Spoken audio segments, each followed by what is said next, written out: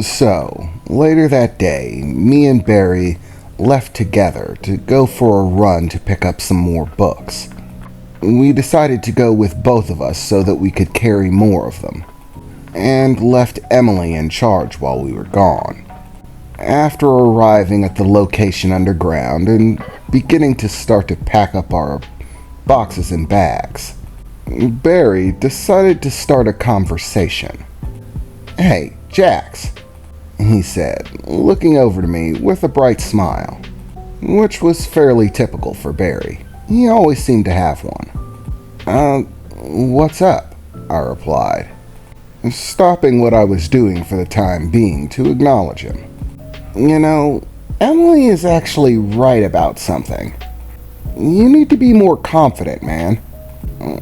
"More confident? Like, I don't even know what you mean by that," I replied, crossing my arms and looking at him a bit puzzled. "Like, take a little bit more charge," Barry said. "Seriously, you are in control. You do know that, right? Like, the other kids, they look up to you. You're one of the 3 leaders of our group, man. You gotta be more confident." "I don't really understand. I mean, you're the one really calling the shots. Let's face it, I just fix things. Or make things. I mean, I can fight if it comes right down to it. And according to you, I at least have some talent in it. But I don't think that means I should be in charge of anyone. Honestly, I really wouldn't know what to do if I was in that situation. I think that sort of stuff is better left to you." "Oh, come on," Barry replied, shaking his head and looking down at the ground for a moment. "Sometimes you exhaust me, man. You talk about yourself like you're not talented or special at all. Come on, there's no way I'd be able to pull any of this stuff off without you. I mean, you give me the credit for being the leader. But honestly, I wouldn't be able to be the leader if I didn't have you backing me up. You think I know how to attach a turret to a vehicle? Reconstruct generators? Know if the energy weapons that were being sold are actually of good quality? And like a million other things you do, man. I mean, I may be calling the shots, but the only reason the shots actually work is because of you. I'm like a guy who found a magic lamp, and you're the genie who popped out of it. All I'm doing is making wishes, and you just seem to make them come true, man. No way I'd be able to do this without you. To be truthful, you're really the one making this happen. All of the good things that are happening to us are only because of you. If you don't recall, before we met you, me and Emily were stealing stuff to survive. We've come a long way since then. And that's all because of you, man. Honestly, if anybody should be the leader, it's you. Seriously, every time I think something is impossible, that it just can't be done, then I just have a silly idea, but no actual knowledge on how to make it happen. You just open your mouth and make it possible. Reassure me that I'm not just nuts. And like a genie from a lamp, you grant my wish. But this lack of confidence, it doesn't fit you. You'd make a great leader. You just have to trust yourself, guy. Just take some initiative. Well, thanks for the compliment, I guess, I replied.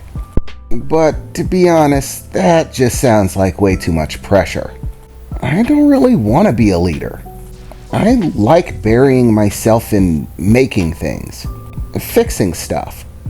I mean, taking charge of a whole bunch of other people, having them do what I tell them to, having them rely on me for the answers, having their lives in my hands.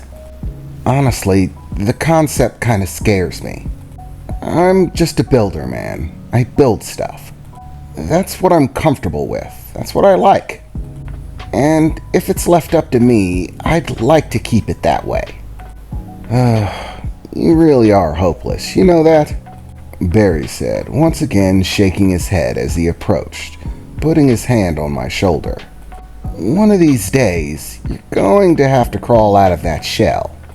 But don't you worry, I'll be there when you do. And don't think I'm not going to give you a few nudges on the way, he said, a cheerful grin on his face as he turned around and continued to pack up the books. I followed suit, and soon enough we were fully stocked, as much as we could carry at the time, and began to make our way back to base. We spent the rest of the day talking and laughing, telling jokes and having fun, spending time with the other kids that had gathered up for our little group. It was Friday night, so it was movie night for the television, which all of the kids tended to gather around for, at least the ones that weren't on guard duty. But we made sure to rotate the shifts so that no one missed movie night every week. It would be on and off. And lastly, before we went to bed for the night, we planned the route that we were going to take in order to get to the nearest city that we hadn't already cleared out. The next day, just as planned, we all woke up bright and early and began to get ready for the trip. We loaded up the 4 vehicles that we were planning on taking. Emily stayed behind, as she had to work her way through our finances and see how much money we were turning over for the books. Just because we had ample supplies of money, it didn't mean that we could afford to be ripped off. So, Emily had begun taking a very careful stock of all of our financial assets, and was putting a great deal of effort into being our financial manager of sorts, even looking up distinct values for the type of books that we were selling, so that we know which ones would fetch the best price, and cut deals for the maximum amount of profit possible, as well as make sure that none of the other children were dipping into the cookie jar, so to speak, stealing money out of the reserve in order to buy things for themselves.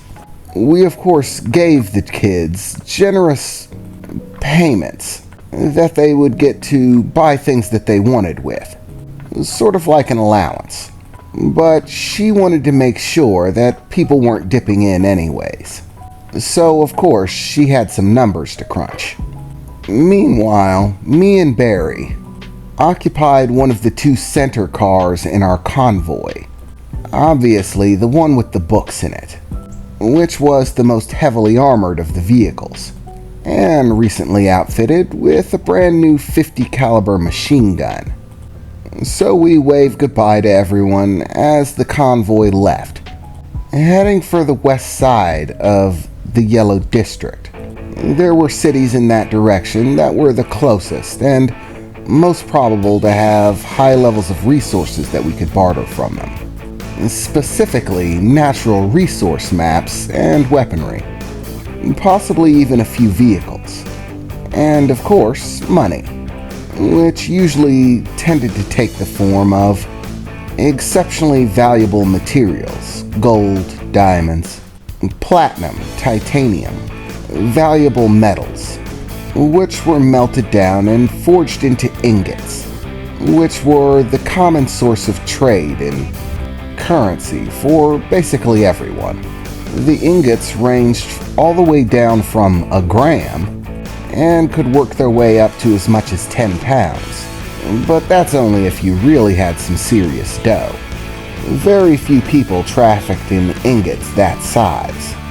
Usually it was for large businesses, conveying large amounts of material across long distances. The supply lines that ran between the different areas of the Yellow District.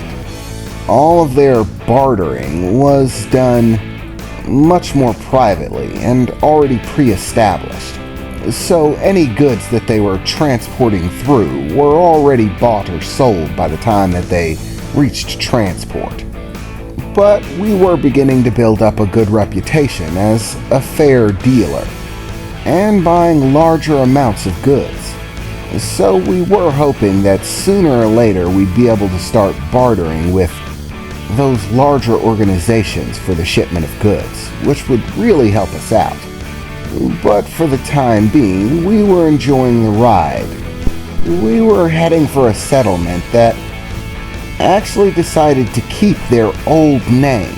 I mean, the one that the city originally had before the Great War. This one was specifically named Bell City.